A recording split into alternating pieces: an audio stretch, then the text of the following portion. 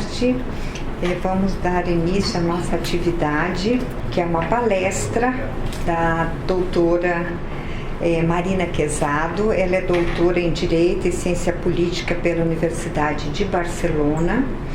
E o título da palestra é A Criminalização dos Poderosos e a Prerrogativa de Foro, estudo comparado entre Brasil e Espanha. Para mim é um prazer enorme ter proposto essa atividade, e porque Marina foi minha orientanda numa pesquisa empírica que fez história, uma análise de habeas corpus perante o Supremo Tribunal Federal, e depois trabalhou comigo quando eu era vice-procuradora-geral da República, justamente nos processos que diziam respeito, a pessoas com prerrogativa de foro processadas perante o Superior Tribunal de Justiça. Marina é analista do Ministério Público da União, e tem exercido o seu trabalho no Ministério Público Federal, sempre com uma extrema competência. E de modo que esse tempo que ela esteve fora em Barcelona, cursando o doutorado, eu acho que foi uma decisão inédita no âmbito do Ministério Público da União, permitir que ela fizesse esse curso, mas realmente a gente tinha que dar esse reconhecimento a tudo que ela fez e continua fazendo, tanto que essa palestra de hoje, que eu fiz a proposta, como eu disse, mas na verdade, porque ela disse, eu fiquei esses 4 anos fazendo o curso e eu tenho que devolver de alguma forma para a instituição. Então, é isso que ela está fazendo hoje. Essa palestra está sendo gravada, então ela vai ficar por muitos anos perpetuada, e ela com certeza é uma fonte importante para as pessoas que se interessam por esse tema. Então, eu vou passar a palavra para Marina, muito ansiosa para saber dos resultados da tese de doutorado. Boa tarde. Eu agradeço primeiramente à Escola Superior do Ministério Público da União, na pessoa do seu diretor-geral, Dr. João Akira Mokomoto, e à doutora Ela Vieco, coordenadora pedagógica deste evento, a oportunidade de poder retribuir um pouco, dividindo com vocês os resultados da minha pesquisa sobre o foro por prerrogativa de função. Retribuir esse imprescindível apoio que eu recebi do Ministério Público Federal para realizar meu doutorado na Espanha. Obrigada também pela presença de todas e todos nesta tarde. Em 2015, a CAPES me deu uma bolsa para ir à Espanha fazer meu doutorado na Universidade de Barcelona. E para quem não me conhece, eu sou servidora do MPU há 22 anos. E há 15 eu estudo criminologia crítica. A criminologia crítica, ela é uma área de estudo que se interessa por analisar o funcionamento do sistema de justiça.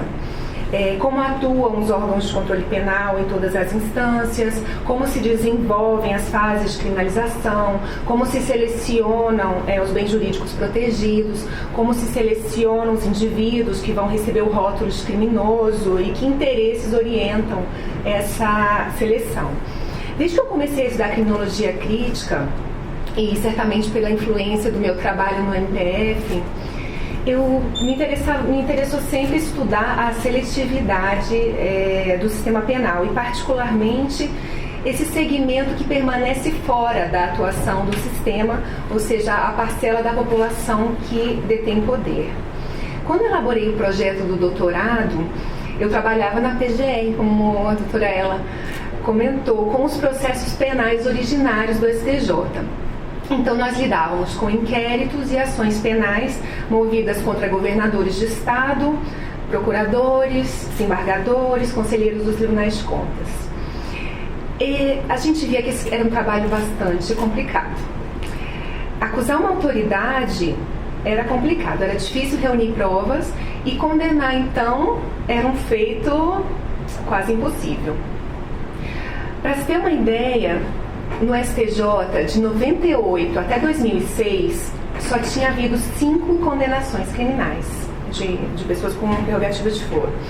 Até a conclusão da minha pesquisa, em 2017, depois de mais de 900 ações penais iniciadas no STJ, só tinha havido 12 condenações.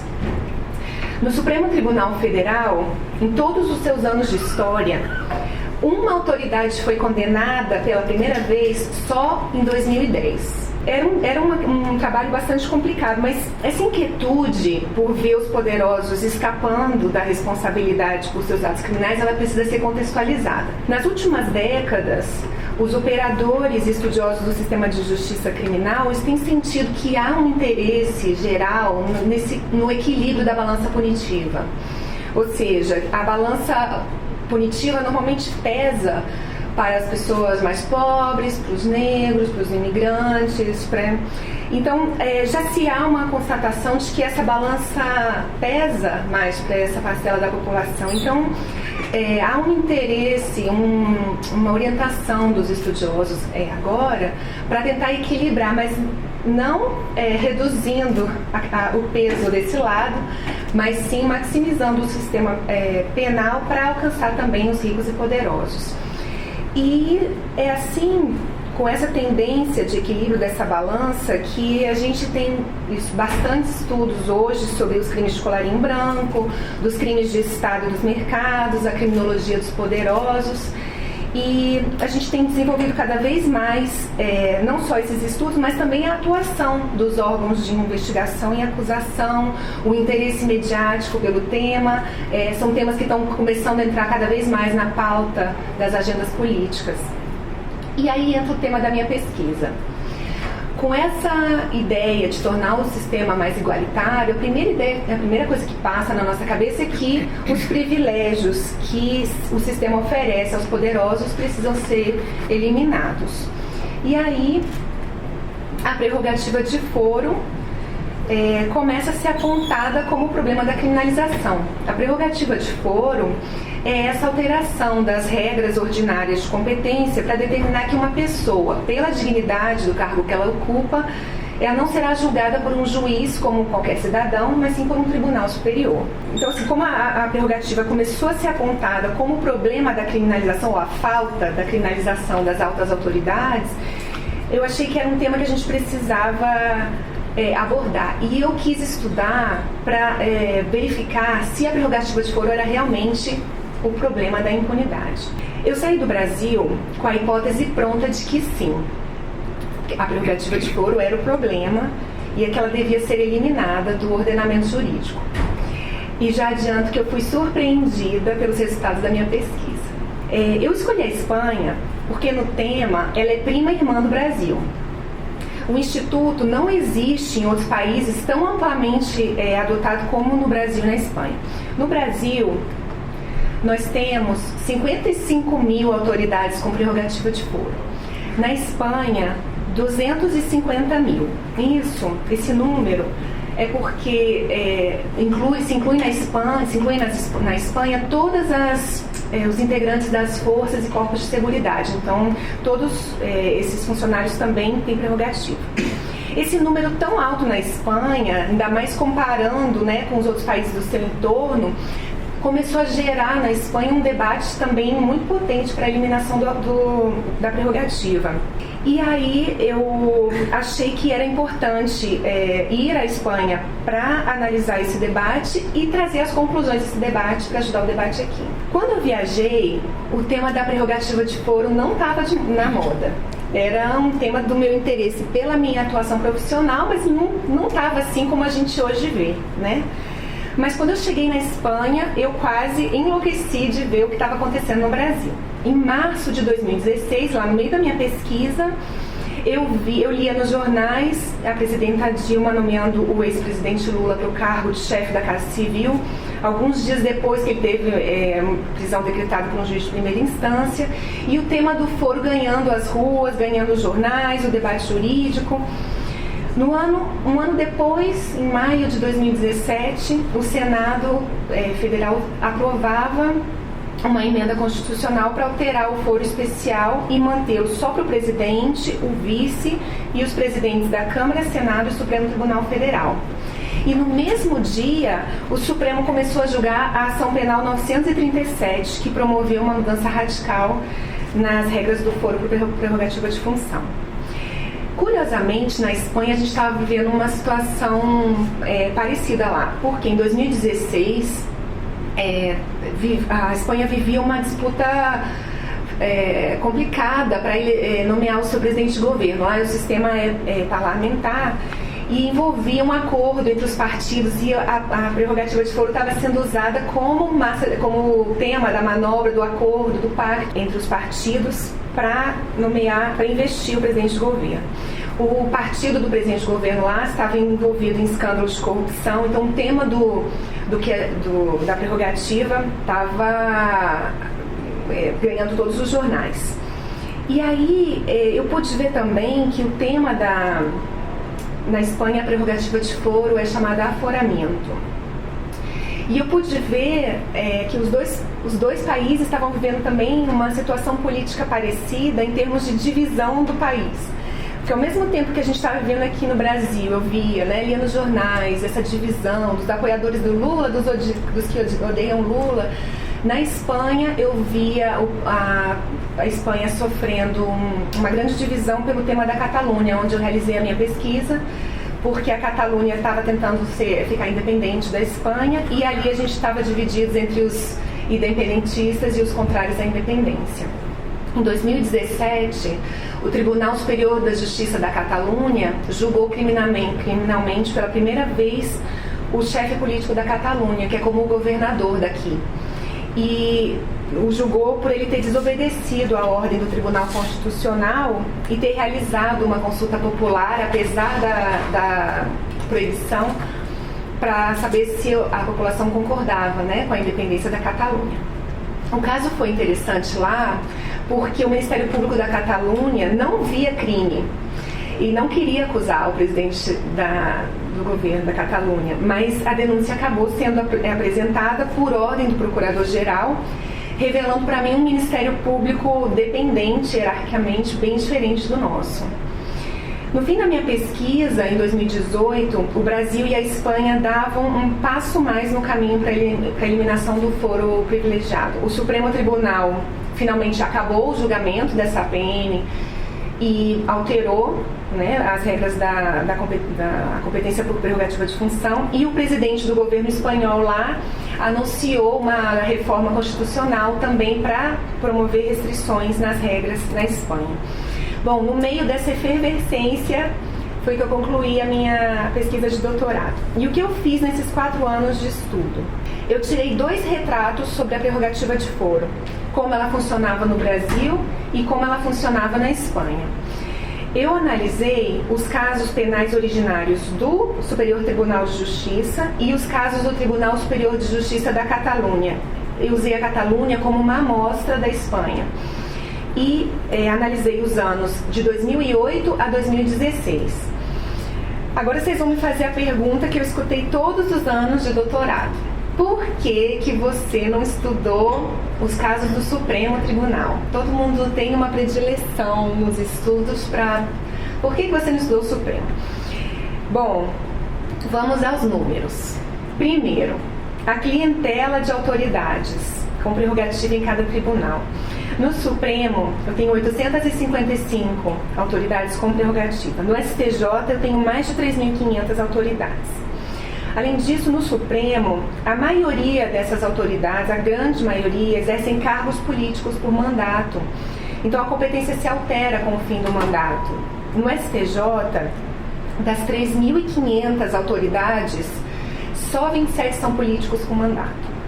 A outra razão é que, quando se fala em foro privilegiado, todos pensam nos políticos. Em realidade, Das 55 mil autoridades do Brasil, 80% são integrantes do Poder Judiciário e do Ministério Público. Então, assim, a gente sempre tem essa ideia de que, quando a gente pensa, né, nas autoridades com prerrogativa de foro, a gente pensa nos políticos, mas, na verdade, são 20% de todas as autoridades com prerrogativa.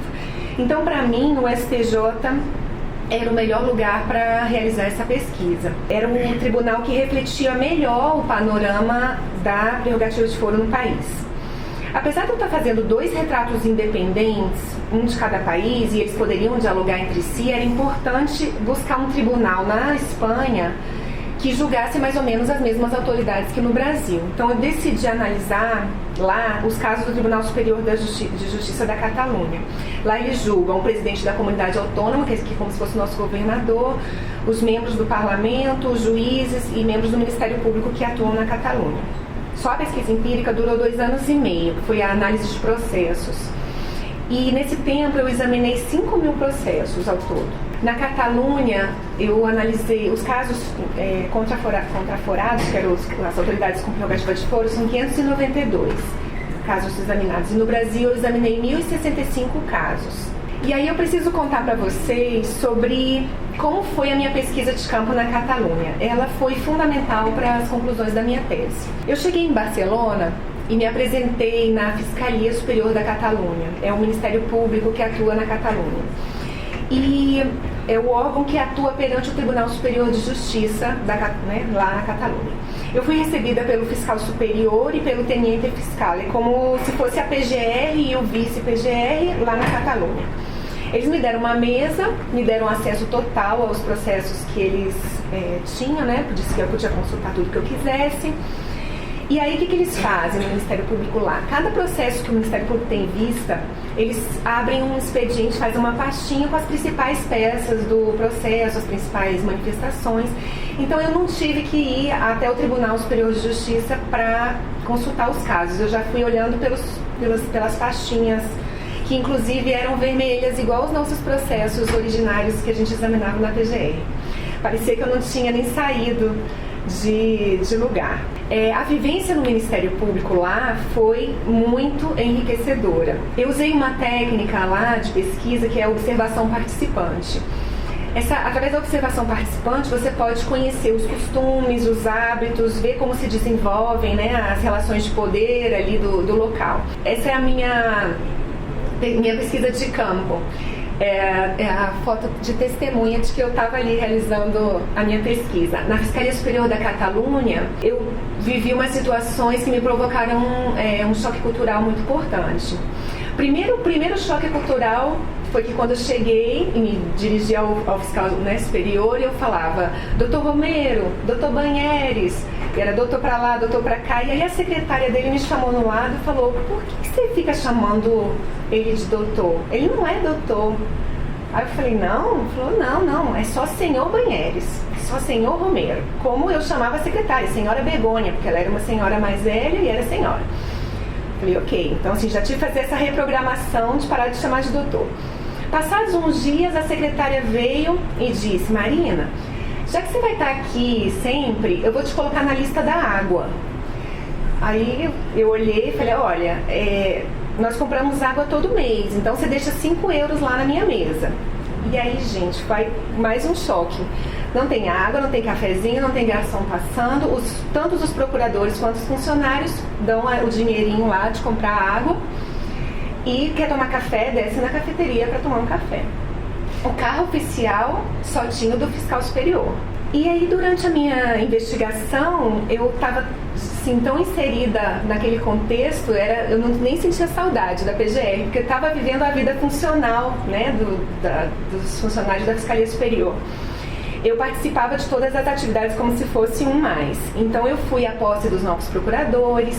O fiscal superior morreu, faleceu repentinamente, inclusive na meio da efervescência lá do processo independentista.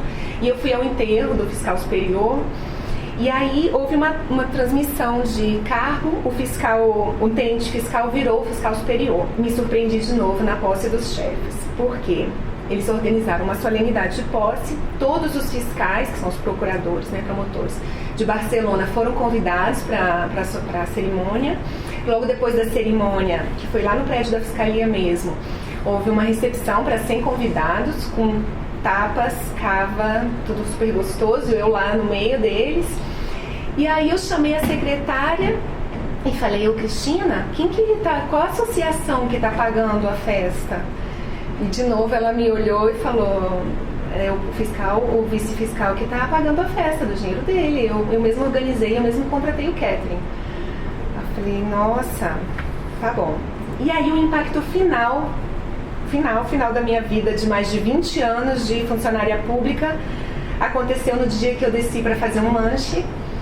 E quando subi, saí do elevador e encontrei uma fiscal, assim como as subprocuradoras gerais da República, da mesma hierarquia, da mesma idade, da mesma experiência, com um esfregão na mão limpando o chão.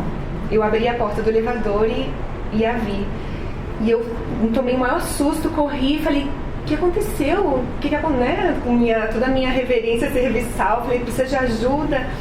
E ela, com a maior tranquilidade, falou, não, deixei cair café aqui. E eu fiquei assim, eu compreendi naquele momento, né? E com essa vivência, e comparando com a minha experiência de funcionária pública no Brasil, que as diferenças de status e classe social das altas autoridades em comparação com o restante da população são muito mais destacadas aqui no nosso país. E essa diferença em como se posicionam as autoridades, ela marca, no meu sentir, os discursos que defendem a eliminação da prerrogativa de foro nos dois países. Eu verifiquei, analisando os discursos pela eliminação do foro na Espanha, que o principal fundamento para abolir a prerrogativa de foro lá é a ofensa ao princípio da igualdade. Ali se considera que o foro privilegiado representa um indesejado tratamento diferenciado entre todos os espanhóis. E esse é o principal argumento que permeia os debates lá no Poder Legislativo, dar tratamento igual a todos os espanhóis. No Brasil, ao contrário, não se fala em igualdade. Eu retomarei esse ponto mais tarde, mas eu verifiquei na tese que no Brasil não centramos o argumento pela fim da prerrogativa na igualdade, porque já aceitamos que as autoridades públicas não são iguais ao restante da população. Todas as regalias, a estrutura de serviços, os pronomes de tratamento, a ascensão a uma classe superior, já são aspectos recepcionados e aceitos na nossa cultura, e não vemos os ocupantes de altos cargos públicos como um funcionário público mais.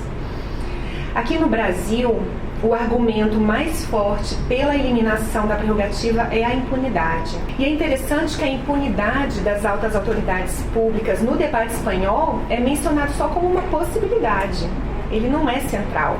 No Brasil, não. Esse é o argumento central. E por causa da impunidade é que se vê esse desejo de ter o foro privilegiado suplantando a vocação política, por causa dela, o que era uma prerrogativa da defesa e preservação funcional da autoridade, se transfigurou em instrumento de preservação da impunidade de agentes políticos e funcionários públicos. Bom, privilégio, prerrogativa, mas afinal o que é essa regra de competência? O foro especial, ele tem na sua origem uma íntima vinculação com a noção de privilégios. E nesse sentido, com a desigualdade que existia entre os grupos integrantes da organização social.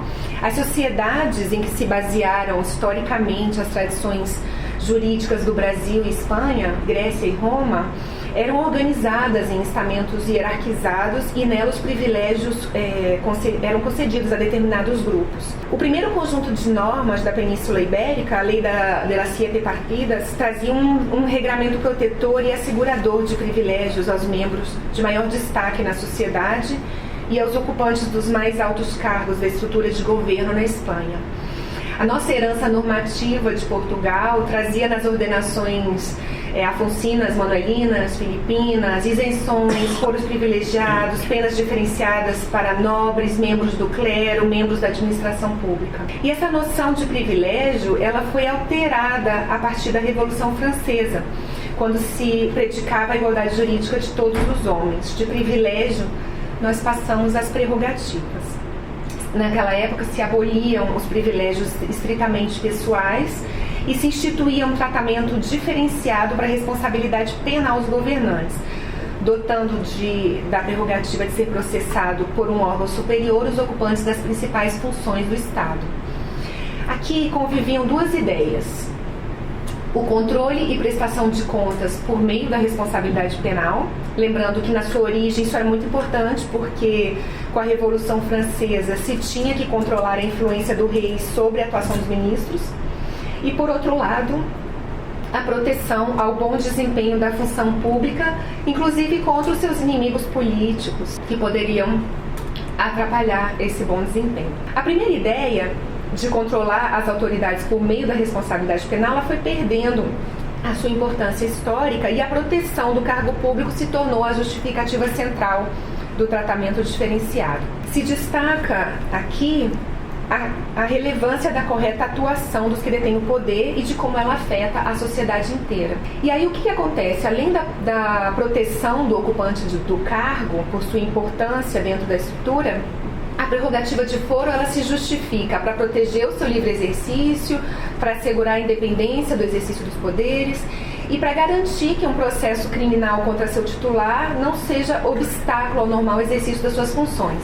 Por exemplo, é só a gente pensar que se começassem a ser abertos processos em vários lugares do país contra uma determinada autoridade, talvez ela não fizesse mais nada da vida que não fosse comparecer perante as audiências judiciais de todo o país.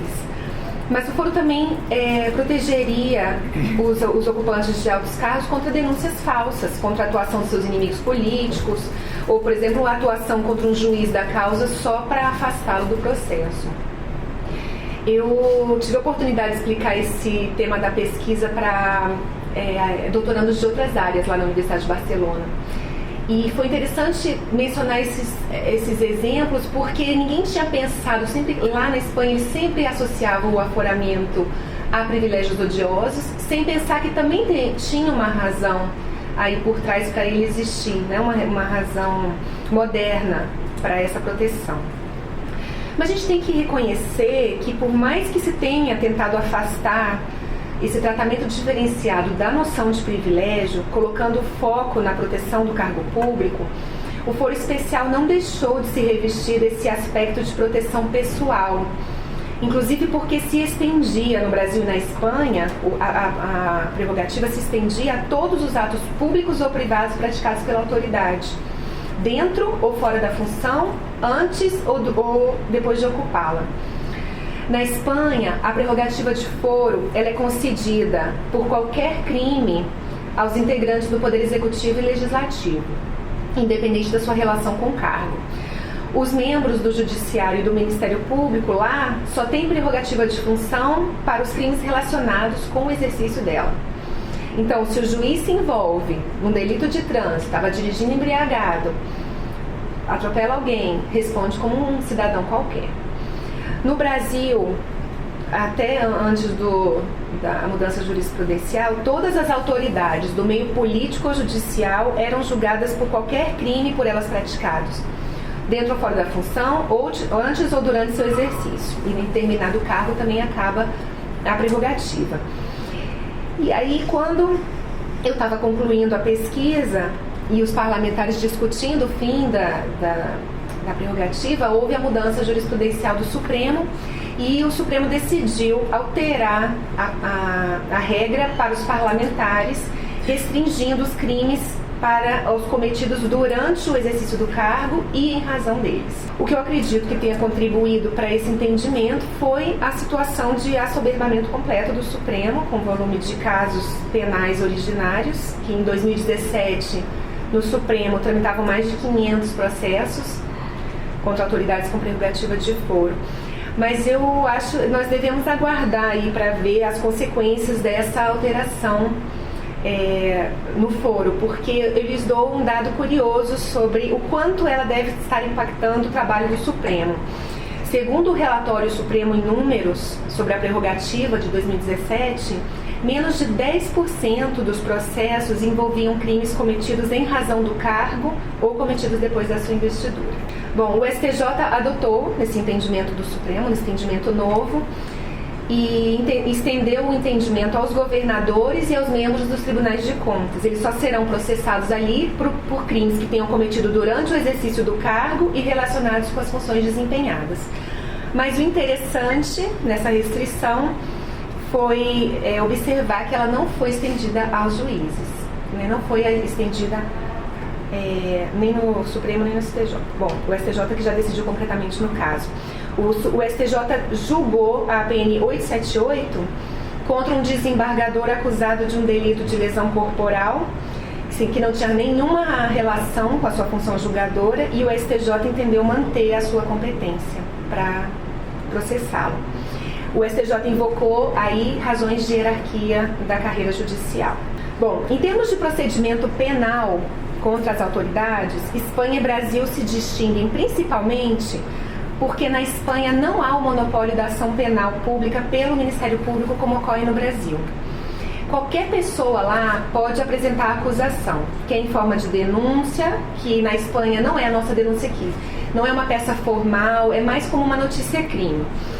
E também através de querelha. A querelha é como uma peça formal, subscrita por advogado. Quando se apresenta essa notícia, tanto a notícia de um crime ou a acusação formal, a investigação começa com um juiz instrutor. Essa também é uma outra diferença. Quem realiza as diligências e conclui se há indícios ou não do crime da autoria é o juiz instrutor.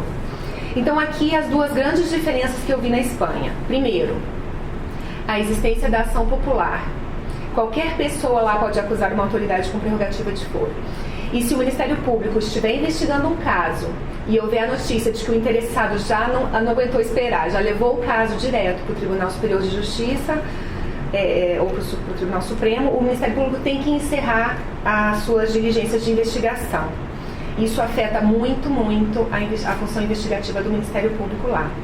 A segunda diferença é que a investigação está a cargo do juiz instrutor. Então é ele que apura os fatos, pede diligências. No Brasil, o juiz não atua na investigação, ele apenas supervisiona. Então, no caso das autoridades com prerrogativa de foro no Supremo e no STJ, quem pede, que deveria pedir a abertura da investigação, quem a conduz, quem decide sobre o seu arquivamento ou prosseguimento é a PGR. Um outro aspecto muito importante da diferença entre Espanha e Brasil está no Ministério Público. O Ministério Público espanhol não tem a independência que tem o MP no Brasil. Na Espanha, o MP se organiza sob o princípio da dependência hierárquica e, assim, os seus membros precisam comunicar ao chefe, que é o fiscal general do Estado, da sua atuação nos casos que envolvam autoridades, membros do governo. Os casos mais sensíveis, eles precisam comunicar a solução que vai dar para o seu chefe superior. E ele deve, inclusive, acatar as ordens que dite o fiscal general e as instruções. Bom, é claro que nos dois países o chefe do MP é indicado pelo chefe do executivo e aí há bastante debate sobre a verdadeira independência. Mas vamos seguir e eu quero mostrar para vocês os resultados da pesquisa empírica.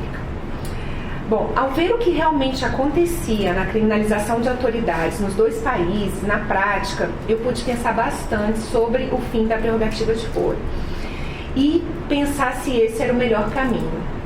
Eu começo com a Espanha, trazendo algumas características gerais identificadas para logo apresentar as características do Brasil, que eu acho que é o que mais nos interessa.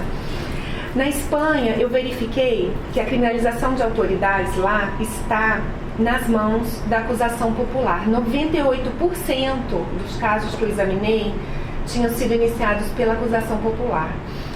E aí nós poderíamos pensar, a acusação popular é uma coisa boa, né? Porque se o MP não quiser atuar, a população atua. Mas ao contrário do que se pode pensar, a acusação popular não está atuando na Espanha contra os relevantes casos de corrupção que o Ministério Público não quer investigar.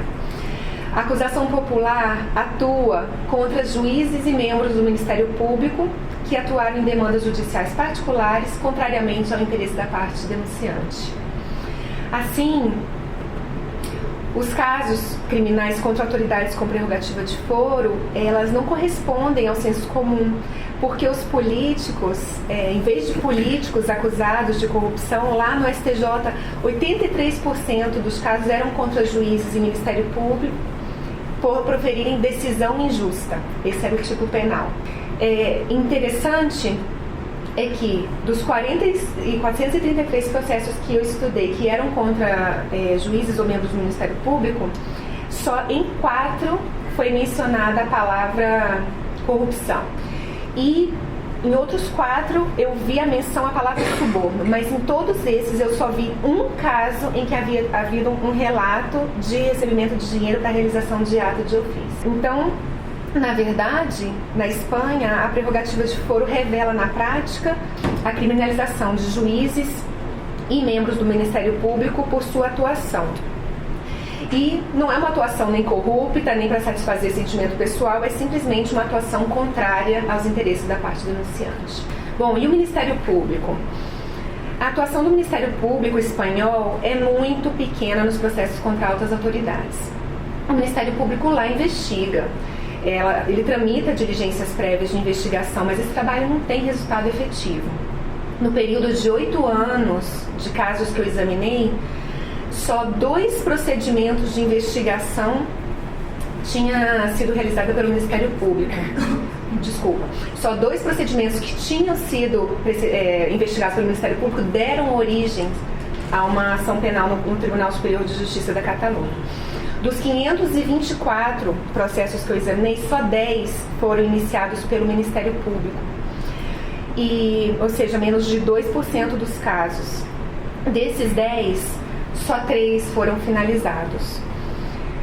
A tramitação dos casos do Tribunal Superior de Justiça na Catalunha é bem rápida. O René Halpe está aqui, é o estatístico que me deu toda a assistência na análise dos dados, e a gente constatava bem isso. A tramitação dos casos do Tribunal Superior de Justiça da Catalunha é bastante rápida. Mais da metade dos processos durava até 30 dias, e a maioria se resolvia em meio ano lá. Mas a rapidez ela se justifica. Quase a totalidade dos casos não ultrapassava a fase de admissão. Dos 524 processos que eu analisei, 500 não tinham sido sequer admitidos. E esse grande número de casos não admitidos, o que é? Porque para proteger um pouco os juízes e os membros do Ministério Público dessa acusação desenfreada de qualquer pessoa, né, que permite a acusação popular, a Lei de Organização do Poder Judicial lá determinou que os juízes e membros do Ministério Público só podem ser acusados por querelha, que é essa peça mais formal, assinada por advogado, tem que prestar fiança para apresentar. Então, muitas partes lá se insurgiam por meio de denúncia, então os processos nem eram admitidos. No final da pesquisa, eu verifiquei que dos 524 processos, só 10 haviam chegado ao final do processo de criminalização. E dos 10, 5 absolvições e 5 condenações na Catalunha. Entre os absolvidos eu tive 4 do grupo dos juízes e 1 do grupo dos políticos. E nos condenados, entre as 5 condenações lá na Catalunha, eram 2 do grupo dos juízes e 3 do grupo dos políticos. Agora no Brasil, vamos ver o que eu encontrei lá. Aqui, eu analisei 1.065 casos do STJ. 783 foi do processo da fase de investigação, inquérito, sindicância, representação, e 282 ações penais, tramitavam na fase de ação penal. Aqui, interessante ver também que a criminalização de autoridades se dirige de maneira maioritária no STJ aos membros do Poder Judiciário e do Ministério Público. Apesar de que a prerrogativa de foro valia, né, na época da minha pesquisa, para qualquer tipo de crime, eu verifiquei que 75% dos casos tinham alguma relação com o exercício de função pública. Os crimes mais investigados eram peculato, corrupção passiva e prevaricação. Essa questão de se o crime tem ou não relação com o cargo, que é o que vale agora com o novo entendimento, me parece uma questão que não vai ser nada simples. Por exemplo, eu ficava assim pensando em coisas que eu ia vendo, em casos que eu ia vendo durante a pesquisa. Por exemplo, um crime contra a honra, que a ofensa tivesse sido praticada quando ele exercia o cargo, de repente até no local onde desempenha, mas se ele não tiver nenhuma motivação alheia ao seu exercício, né, a motivação for totalmente alheia ao seu exercício, assim, como caracterizar, né? Por exemplo, um delito fiscal. Ele pode se relacionar tanto à vida de contribuinte comum da autoridade, quanto revelar um enriquecimento ilícito resultante de más condutas no desempenho do cargo público. Eu ficava brincando, por exemplo, eu vi um caso de um desembargador, examinador de concurso para juiz, que assediou sexualmente uma candidata durante a prova para juiz. Aí eu falava, bom, ele praticou no exercício do cargo, mas não na sua função judicante, né? Então, para finalizar, a gente tem toda a questão também dos crimes eleitorais. Ele praticou o crime eleitoral para chegar àquele cargo. E como não relacioná-lo à função pública? Bom, isso vão ser questões que os tribunais vão ter que começar a enfrentar com a mudança jurisprudencial. Mas na minha pesquisa, o interessante foi notar o oposto. Como havia uma parcela, embora pequena, mas eram 10% dos casos que eu analisei, que o objeto do processamento eram crimes que não tinham nenhuma relação com o exercício da função pública. Eu enumerei na tese alguns casos que parecia brincadeira. O STJ foi chamado a atuar numa diversidade de condutas de natureza estritamente privada. Crimes ambientais praticados na fazenda de um conselheiro de Tribunal de Contas, um desembargador envolvido em briga de galo, um integrante do Ministério Público que agrediu fisicamente sua empregada doméstica, casos de exploração sexual de menores, de briga de bar, conflitos com a autoridade aeroportuária, delitos de trânsito, crime de receptação de um governador que adquiriu uma caminhoneta importada a preço vil, envolvimento com o jogo do bicho, crimes contra a honra praticados no clube de futebol. Esses casos realmente relacionados totalmente com a vida privada da autoridade justificam questionamentos sobre a natureza, né, sobre se a natureza do crime, sobre a natureza do crime ser determinante para a apreciação do foro especial. Quando estamos falando sobre a vida pública, eu já acho mais complicado desconsiderar o passado na administração pública da autoridade. Eu não vejo tão claro que não haja interesse na proteção do cargo de perseguir o crime que a pessoa cometia na vida pública antes de aceder àquele cargo que ele tem direito à prerrogativa. Bom, mas continuando, verifiquei na minha pesquisa empírica que a fase de investigação no STJ, ela durava cerca de 593 dias. E entre os casos que eu examinei, na parte das investigações, 68% das investigações já estavam arquivadas e a maioria por fragilidade probatória. Eu tinha, entre os processos lá do STJ, uns 68% de processos arquivados, 20% de processos que sofreram declínios da competência por mudança, né, na perda de status da autoridade, 8% ainda estava em tramitação e 4% tinham outros destinos. Na Espanha, é interessante observar, porque esses 68% de arquivamentos, a maioria era por fragilidade probatória. E na Espanha, os arquivamentos, quase na sua totalidade, eram por razões de mérito. Eles apreciavam mesmo a questão. Aqui, sobre os declínios de competência, eu verifiquei que a maioria dos casos, quando sofre a perda da competência, eles vão para a justiça estadual. Então vai ser interessante também para observar o que vai acontecer no futuro, né, com a mudança jurisprudencial, para onde esses processos vão descer. A constatação do grande número de arquivamentos por ausência de suporte probatório para acusação revela a grande influência que o Ministério Público exerce na criminalização das altas autoridades. O Ministério Público aqui é o responsável exclusivo da formulação de acusação, e se ele pede o arquivamento porque não encontra elementos para formulá-la, não pode recusar, o Poder Judiciário não pode se recusar em arquivar o caso.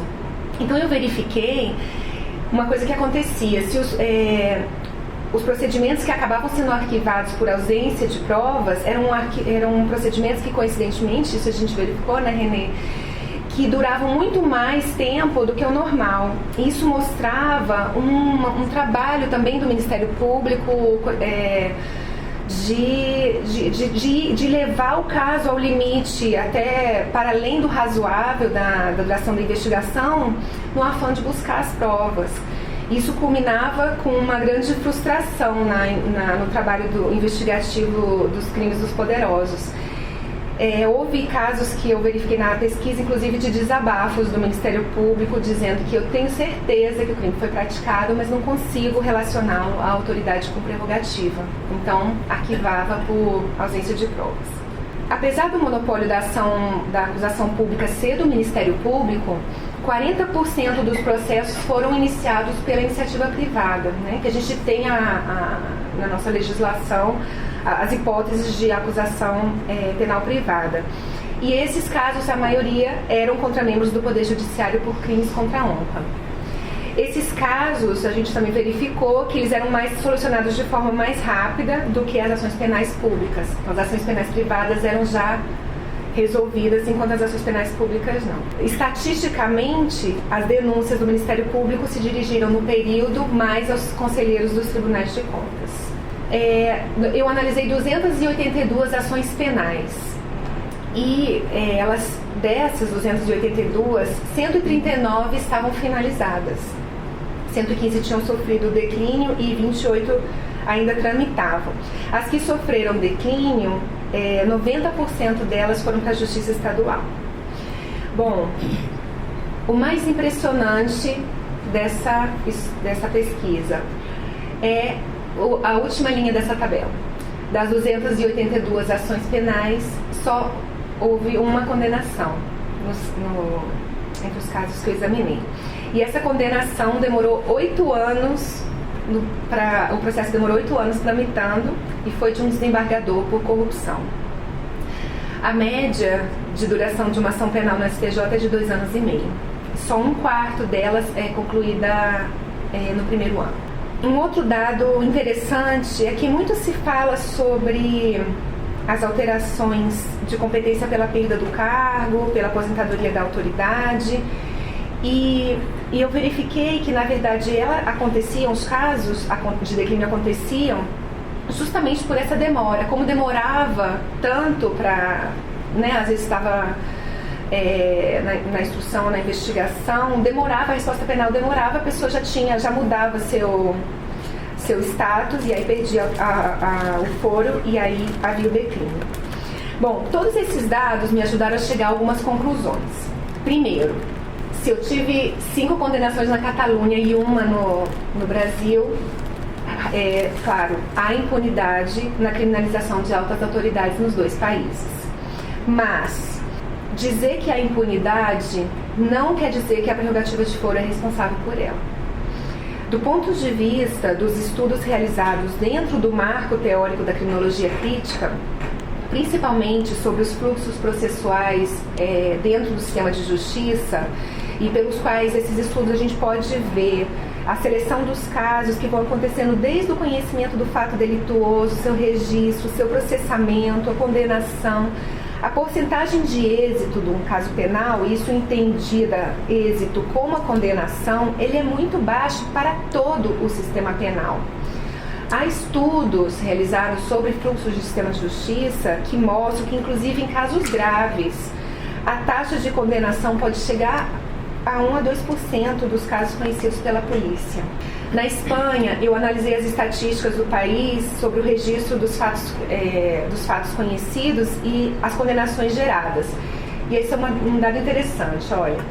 Para o ano de 2015, eu tinha mais de 2 milhões de crimes conhecidos na Espanha. E a polícia só conseguiu esclarecer 660 mil. E condenações, só 288 mil. A taxa de condenação na Espanha para esse ano foi de 14%. Interessante é que eu pude verificar nos dados estatísticos que eles oferecem lá quais os crimes de que crimes se referiam essas condenações. E os crimes que normalmente nós perseguimos aqui quando falamos de crimes poderosos, das autoridades, que são os crimes contra a administração pública,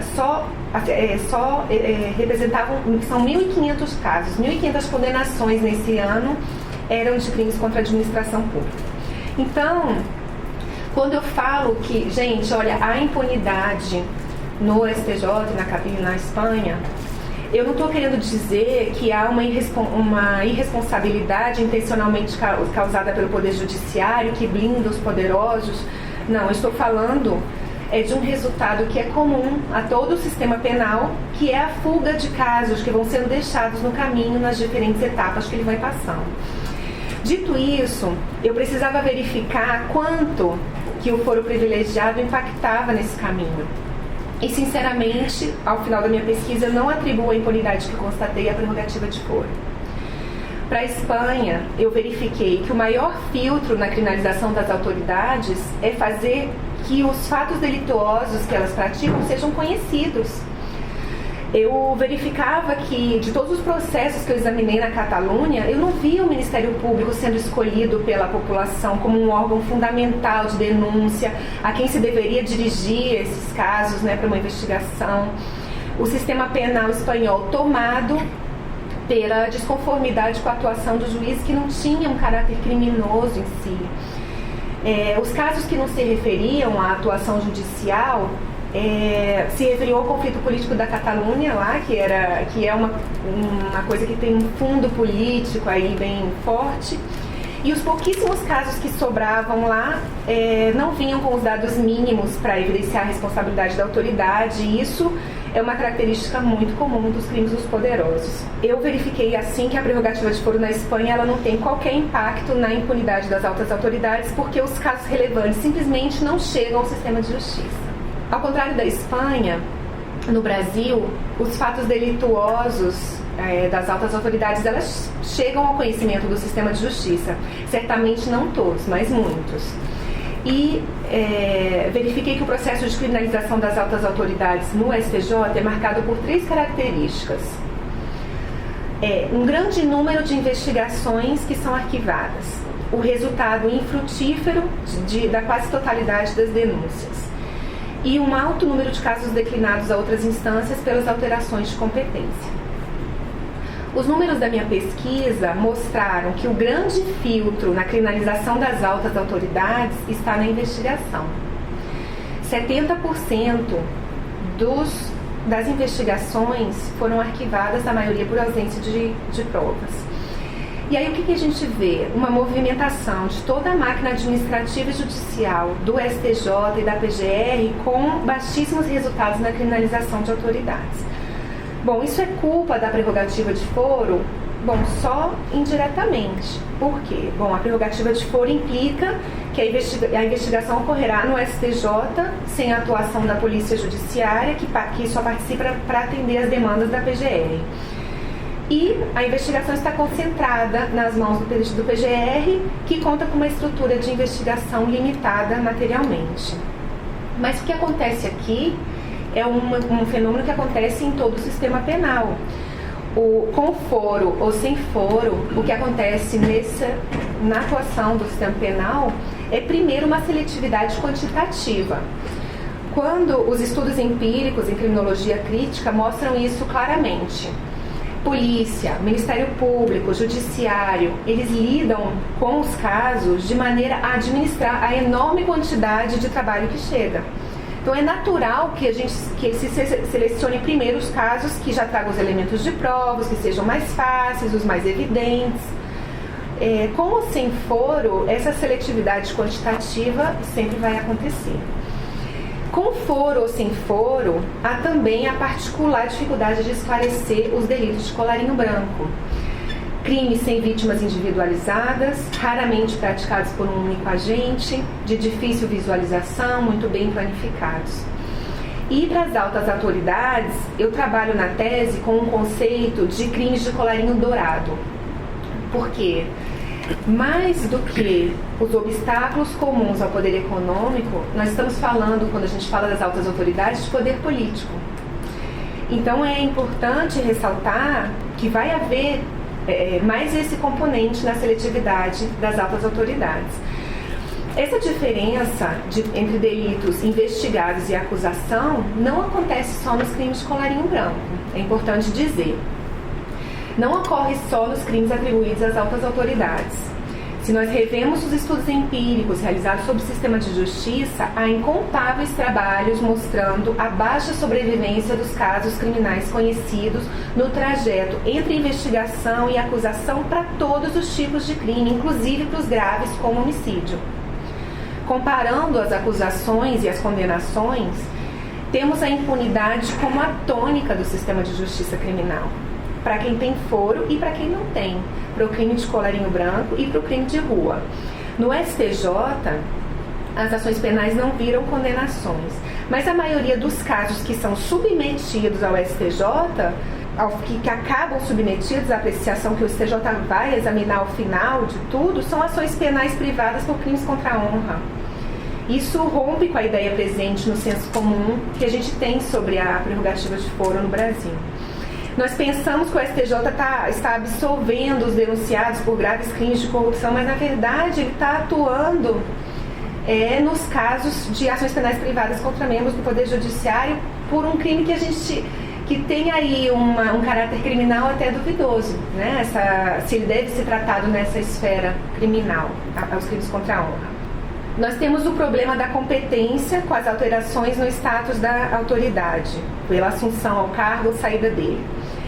As mudanças no status de autoridade são responsáveis pela morte de só 20% das investigações e afeta 40% das ações penais. Mas a nova jurisprudência do Supremo teve esse ponto de tentar resolver o problema. Ela está limitando, ao final da instrução processual, a possibilidade de alteração da competência. Não vai poder a autoridade, por sua própria vontade, ficar prestes a ser julgado, resolvendo sair do cargo para alterar a competência. O grande acontecimento da minha pesquisa foi que eu cheguei em Barcelona para o doutorado com a hipótese formulada de que a prerrogativa de foro era a causa da impunidade dos detentores de poder e que eu realizaria um estudo útil ao debate para defender a eliminação da prerrogativa de foro, do foro privilegiado. E esse é o bonito de fazer ciência. Depois que eu analisei todos os dados do meu estudo empírico, a hipótese que formulei não se confirmou. Eu verifiquei que o fim da prerrogativa de foro não resolve o problema da impunidade das altas autoridades. Para os dois países, eu verifiquei que há aspectos que influenciam a criminalização de altas autoridades que ocorrerão igualmente se não houver o foro especial. As autoridades com prerrogativa de foro nos dois países, Brasil e Espanha, são pessoas que detêm poder político.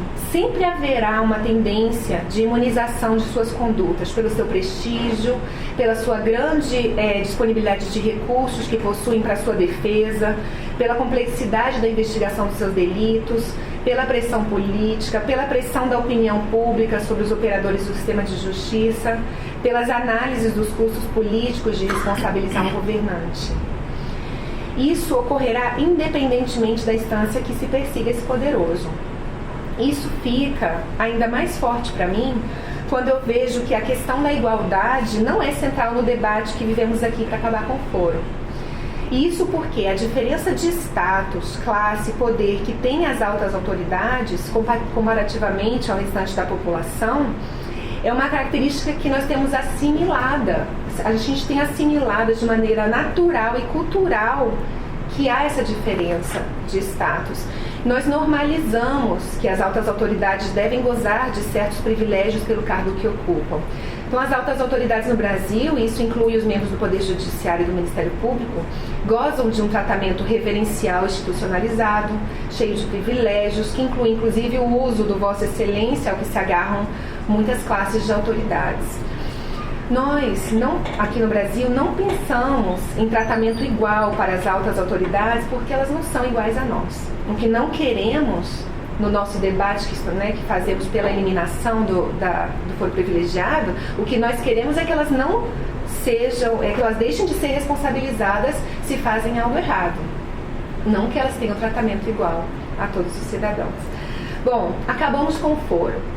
Realmente podemos acreditar que um governador de estado pode ser processado e julgado com mais imparcialidade pelo juízo lá no seu estado do que pelo STJ? Será menos incômodo para o juiz singular atuar na causa penal de um governador do que para um magistrado que atua com respaldo do órgão colegiado? Quando eu vejo o fim da prerrogativa de foro no nosso país, considerando o nosso país como ele é, eu sempre me lembro da infame piada do português. Eu vou ter que contar para vocês. O português estava injuriado porque a sua mulher o estava traindo no sofá da sala de casa. E ele estava chateado, comentou a situação do seu vizinho. E passados uns dias o vizinho perguntou: e aí, Manuel, conseguiu resolver o problema?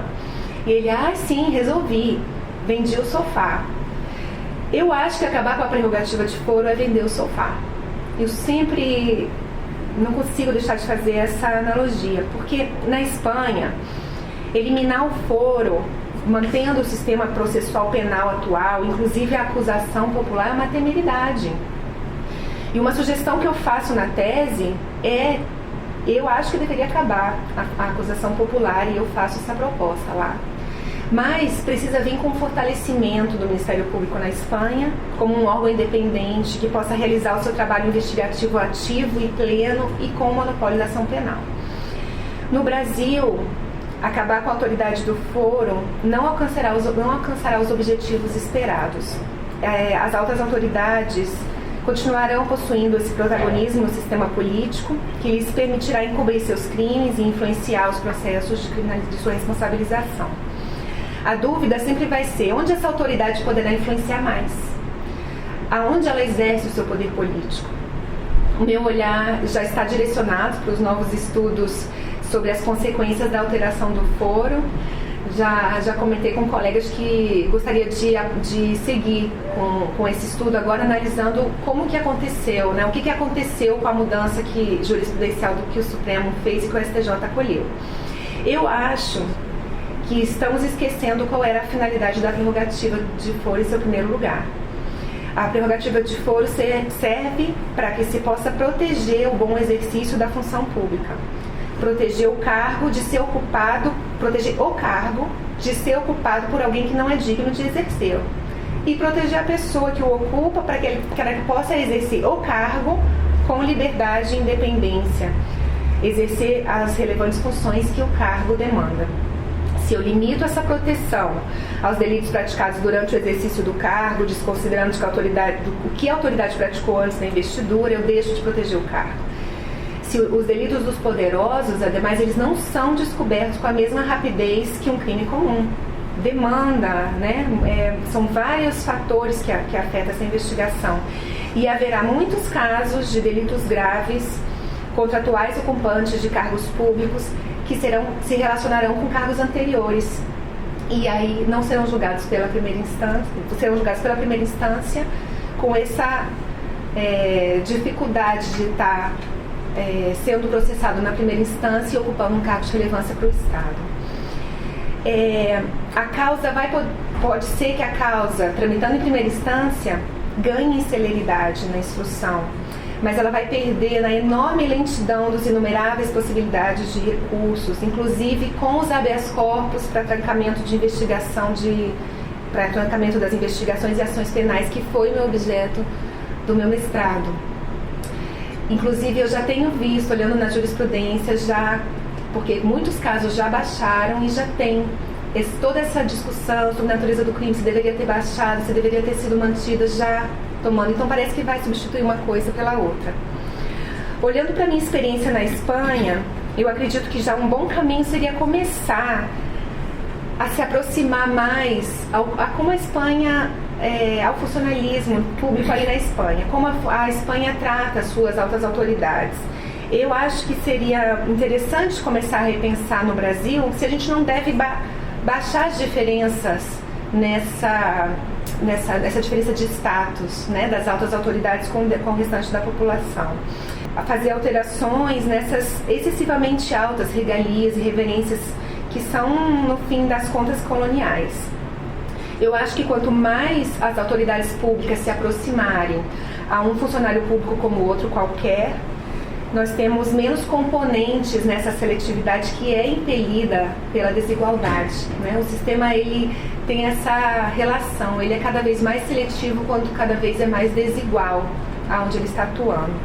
Eu concluo com a dúvida sobre o que acontecerá com a criminalização das altas autoridades com prerrogativas de foro.